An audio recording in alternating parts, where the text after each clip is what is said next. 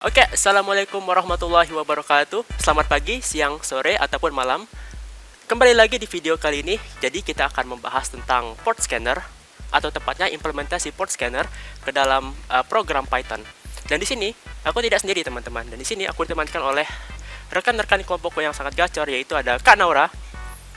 Boleh Kak? Saya di sini. Dan teman saya Ferdian. Halo, halo. Oke, jadi untuk pembahasan kali ini bakalan dibagi oleh dua submateri. Yang pertama itu port scanner secara konvensional atau menggunakan metode socket, dan yang kedua itu adalah port scanner dengan implementasi Nmap. Untuk yang secara konvensional, saya persilakan kepada Ferdian. Silakan. Oke, terima kasih. Nah, jadi di sini saya akan menjelaskan bagian source code untuk port scanner. Nah, jadi pertama-tama di bagian paling awal tentu saja kita bakal import socket dulu. Nah, modul socket ini merupakan library bawaan Python. Nah, ini biasanya digunakan untuk koneksi jaringan. Nah, kemudian di sini kami memiliki dua fungsi dan satu main program. Nah, untuk fungsi yang pertama dia ini digunakan untuk memindai port pada target. Jadi dia ini nge-scan alamat IP atau domain yang kita inputkan, kemudian dia bakal nge-scan di port yang juga sudah ditentukan. Nah, di sini ada shock timeout 1 yang artinya jika port tersebut tidak menjawab dalam 1 detik, maka koneksinya akan dihitung sebagai gagal.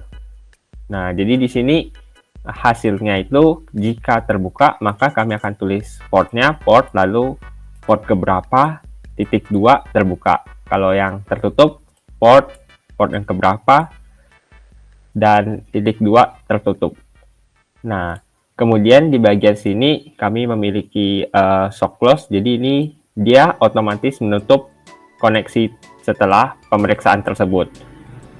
Nah, lalu ada satu lagi, jika misalnya terdapat error, maka dia bakal ngeprint error saat memeriksa port yang ke sekian gitu.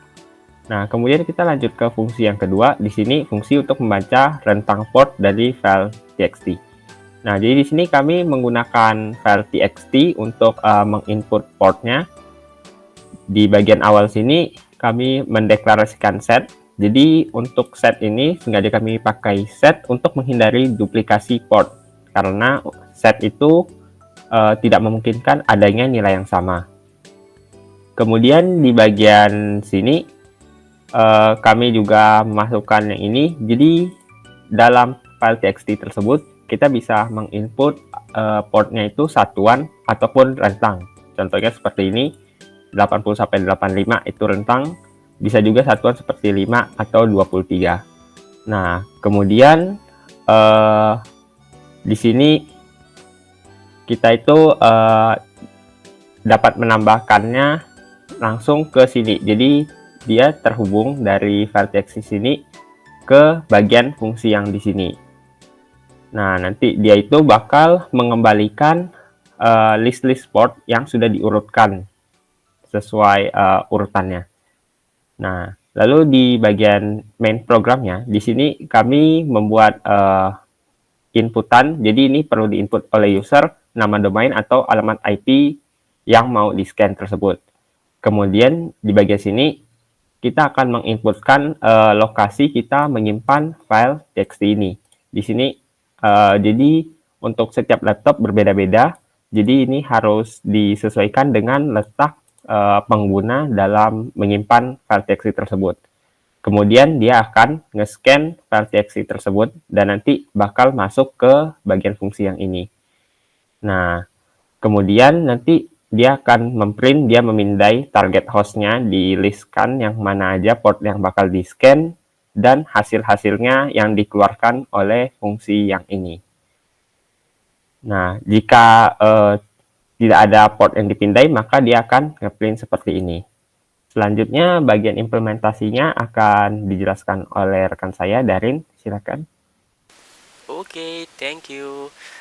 Jadi model program kami itu adalah kita menggunakan otomisasi input, di mana kita tidak perlu input setiap port yang ingin kita scan. Nah, bagaimana caranya itu? Tadi kita menggunakan txt file, di mana dia di mana programnya akan memanggil TXT file itu. Di sini seperti yang terlihat ini ada dua jenis model penulisan. Yang pertama itu secara individu, tapi kita bisa juga input via interval. Jadi yang di line ketiga itu ada 80 sama 85, itu akan men-scan dari port 80 sampai port 85. Oke, kita langsung coba run Ferdian programnya. Nah, di sini kita perlu masukin domain atau host yang ingin kita scan portnya itu. Katakanlah kita mau scan 1.untan.ac.id, coba.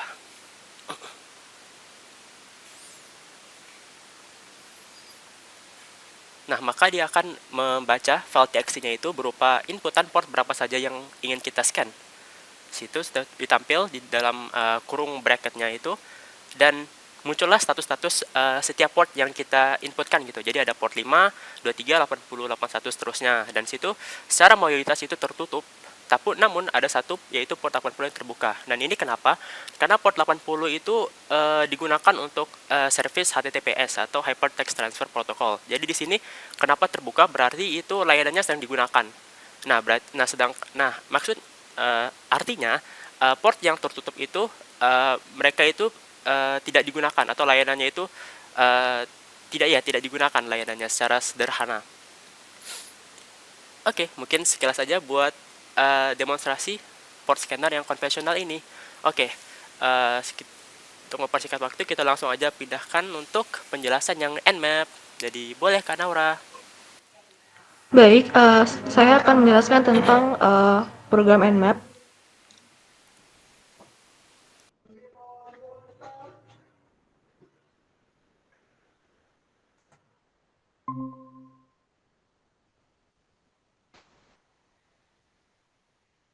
Baik, di sini pertama kita dapat mengimport modul Nmap. Nah, dengan mengimport modul Nmap ini menyediakan antarmuka Python untuk menggunakan program Nmap. Jadi itu kayak sebuah alat untuk memindai jaringan dan port. Lalu di bagian sini itu kita dapat membuat objek nmscan dari kelas port scanner. Nah, objek ini tuh digunakan untuk melakukan pemindaian scan port pada host tertentu. Lalu selanjutnya kita akan melakukan pemindaian atau nge-scan dengan kode ini.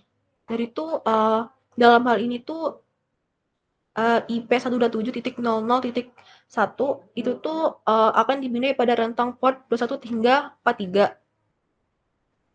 Lalu yang for host in nmscan itu akan melakukan iterasi melalui semua host yang akan ditemukan.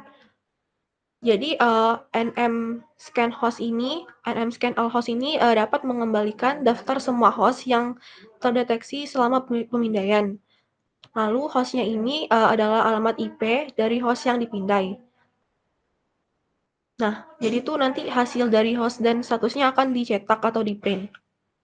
Lalu untuk yang for porto in nmscan host all protocol ini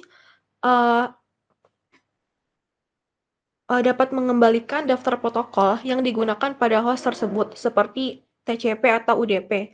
Nah, untuk setiap protokolnya itu dapat ditemukan. Kayak nama protokol akan dicetak. Lalu selanjutnya import nmscan host protocol kayak ini dapat mengambil dan mengurutkan port yang ditemukan. Jadi itu kayak mengembalikan daftar semua port yang ditemukan pada protokol tertentu. Misalnya pada sebuah port TCP atau UDP. Lalu untuk setiap port, kode mencetak nomor port dan statusnya. Misalnya tuh kayak apakah port tersebut open atau close atau filtered gitu. Lalu akan saya runkan kode ini.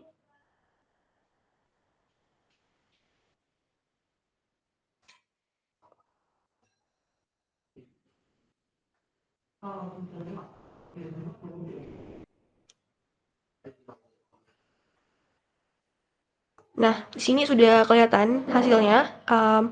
Saya akan jelasin tentang hasilnya ini. Nah, jadi pertama tuh ada host 127.0.0.1.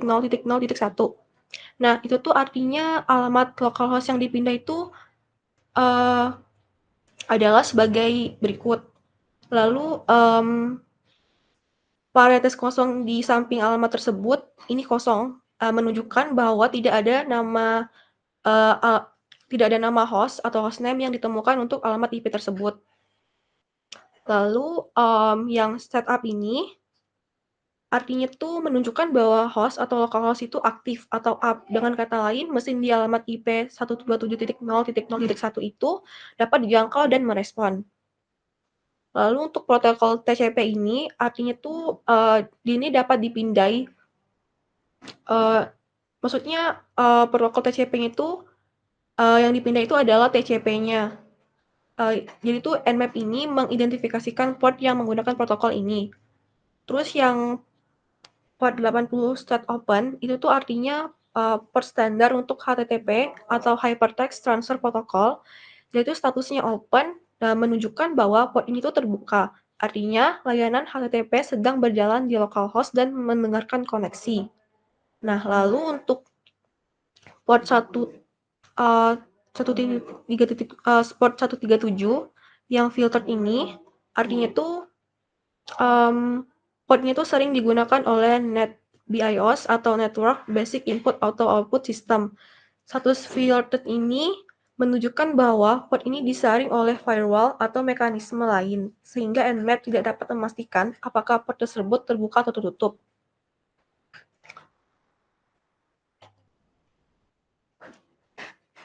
Lalu yang host dengan set ini sama aja tadi. Baik, sudah semua outputnya.